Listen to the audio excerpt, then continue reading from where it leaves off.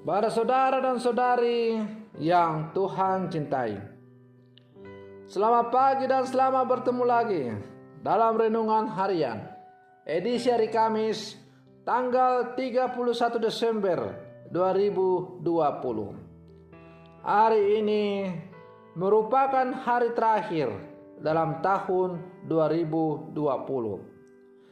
Dan beberapa saat lagi kita akan meninggalkan tahun 2020 ini dan memasuki tahun yang baru, yaitu tahun 2021.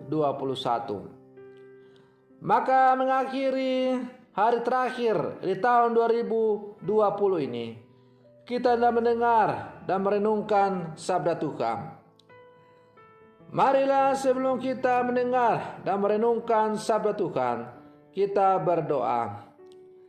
Dalam nama Bapa dan Putra dan Roh Kudus. Amin. Allah Bapa kami, siapakah kami ini sehingga berulang kali Engkau mau menunjukkan kasih setiamu dalam diri Yesus Kristus, sabdamu yang memberi kehidupan. Terimalah kiranya ucapan syukur kami bahwasanya ia sudah menjadi pengharapan dan kedamaian kami. Bersabdalah ya Tuhan, kami siap untuk mendengarkan. Terpujilah Engkau Bapa, Putra dan Roh Kudus, kini dan sepanjang segala masa. Amin.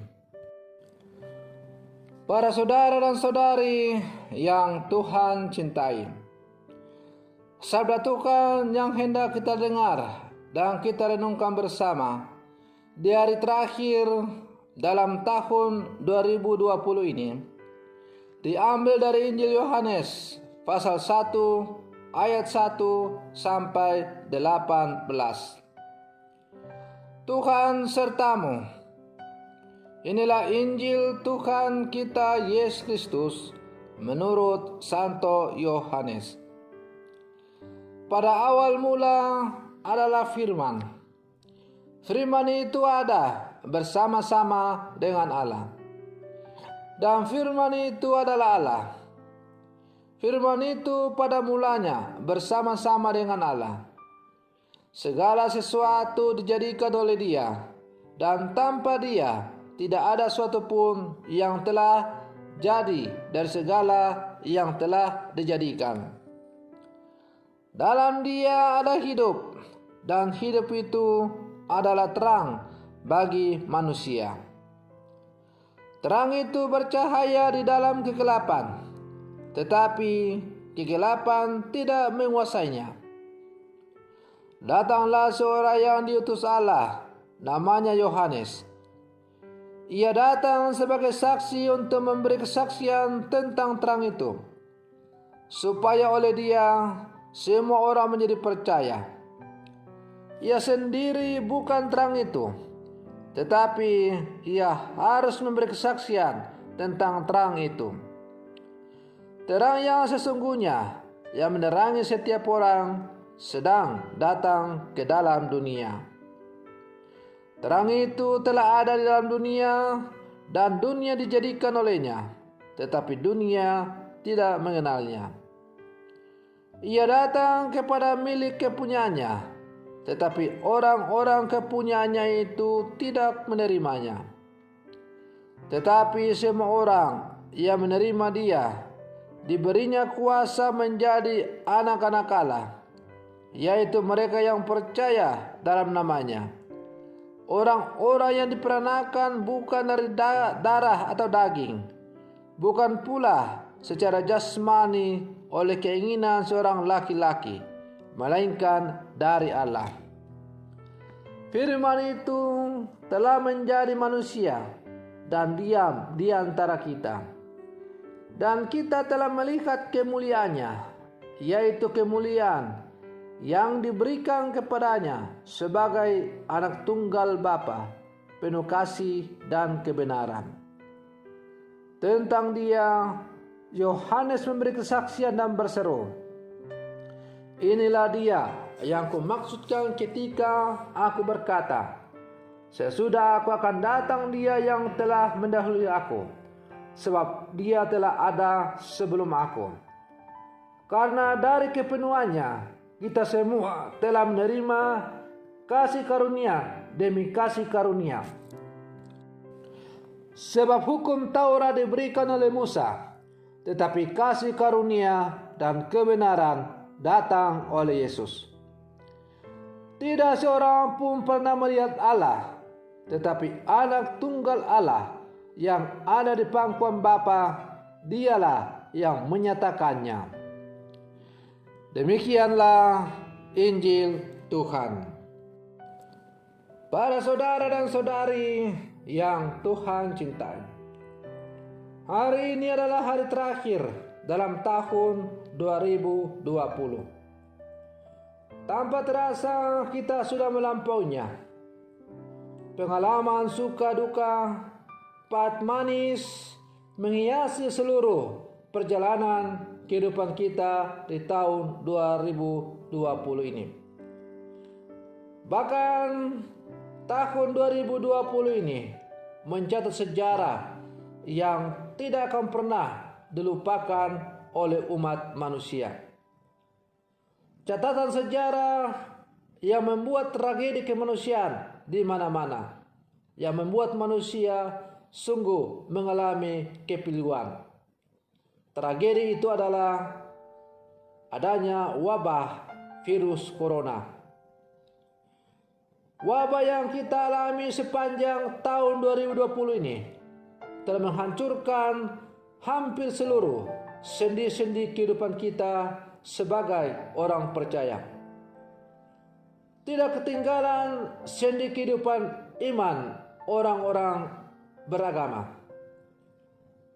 Orang tidak bebas pergi ke rumah-rumah ibadat untuk mengungkapkan iman kepercayaannya melalui perayaan-perayaan. Tetapi dalam kesemuanya itu, satu hal yang pasti adalah bahwa Tuhan telah memberikan kesempatan dan hidup kepada kita. Dan Tuhan tidak pernah meninggalkan kita. Tuhan tetap berjalan bersama dengan kita. Kalau kemudian kita saat ini masih bisa berdiri kokoh kuat di hadapan Tuhan, itu terjadi bukan karena kemampuan kita, tetapi oleh semata-mata oleh karena kasih dan kemurahan Tuhan semata-mata. Oleh karena itu, di hari yang terakhir kita menjalani hidup di tahun 2020 ini, dan beberapa saat lagi kita akan memasuki tahun yang baru. Pantaslah kita mensyukuri segala berkat-Nya yang telah diberikan oleh Tuhan kepada kita di sepanjang tahun 2020. Segala suka dan derita, suka duka, susah senang, tawa dan tangis telah kita alami di sepanjang tahun 2020 ini. Itu semua kita persembahkan dan kita syukuri kepada Tuhan. Karena dengan pelbagai pengalaman-pengalaman itu telah menghantar kita bahwa tanpa Allah kita tidak akan mampu berbuat apa-apa. Segala pergumulan hidup yang kita alami di sepanjang tahun 2020 ini telah menghantar kita kepada kesadaran bahwa hanya dengan kemurahan Tuhan semata-mata kita akan mampu untuk menjalani kehidupan ini.